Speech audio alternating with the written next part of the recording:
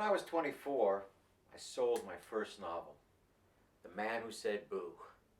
It became a surprise hit, beating both Judith Krantz and James Michener on the New York Times bestseller list.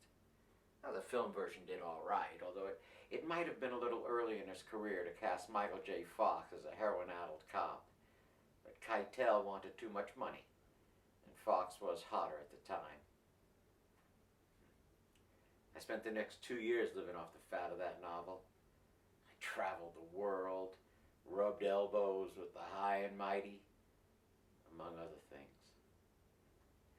I didn't beat James Caan's Playboy Mansion streak, but I made the fucker sweat. And then I got hit with the question that turned my heart into a sinkhole. When's your second novel coming out? And then I realized that I didn't even have an idea for a second novel, let alone anything resembling a draft. I spent the next 3 years vamping. I wrote essays for the New Republic, intros for friends' novels. I did Dick Cavett's show so often, I had to start a feud with Gore Vidal just to justify the bookings. And the whole time I had maybe half a dozen false starts on the novel. I was starting to get rumblings from my publisher that maybe I'd get dropped. And then one night I get a phone call. A voice on the other end says, "I know you're stuck, but I can help." It gives me an address and tells me to be there in an hour. Huh, I know what you're thinking. But I had a case of writer's block so bad that just the sight of a keyboard would cause me to break down into tears. I get to the address. It's a split level in the valley. I knock on the door. A distinguished gray-haired gentleman answers. He lets me into his living room. And there I see, floor to ceiling, all the way to the rafters, books, some of them first editions. And by his easy chair, a dog-eared version of The Man Who Said Boo. He apologized for the lack of booze at the house and poured me a Diet Coke. He then spent several minutes telling me, in details I'm not at liberty to share, how the book had helped him through a terrible time in his life, and how he had heard, through the grapevine, about my writer's block, and that he was prepared to help.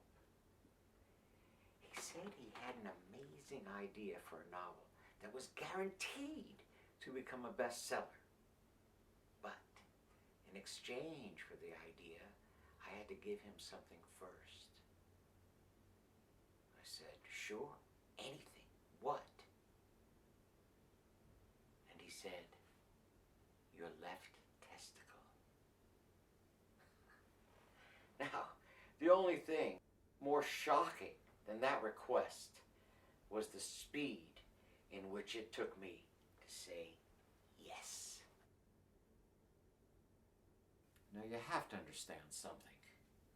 When you're a writer and you can't write, it's like someone has walled off part of your soul. Your hands are on a keyboard, but your fingers can't move, and it's like someone has severed a vital nerve. I knew the high of creating, and like a junkie chasing a fix, I would do anything to get it. He took me into the basement, where he had a fully functioning operating room, white-tiled walls and everything. His wife gave me a local, and as soon as it kicked in, he went to work. I was surprised. There's a lot less blood than I expected. I spent the next 2 weeks resting in the master bedroom. They fed me, gave me pain pills, kept me comfortable, but anytime I asked him about the idea, he would always change the subject. Finally, when I was well enough to leave, he called me a cab, gave me an envelope, and said, "Welcome to the second chapter of your career." When I got home, I opened the envelope, and what I read there nearly floored me. An author suffering from writer's block gives up one of his testicles in exchange for an idea about a new novel guaranteed to become a bestseller. I was livid. I felt like I'd been pranked. My mind started racing. Who would do this? What kind of man would pull such a horrifying joke? And how could I be stupid enough to fall for it? Before I knew it, the first 3 chapters were blocked out in my head.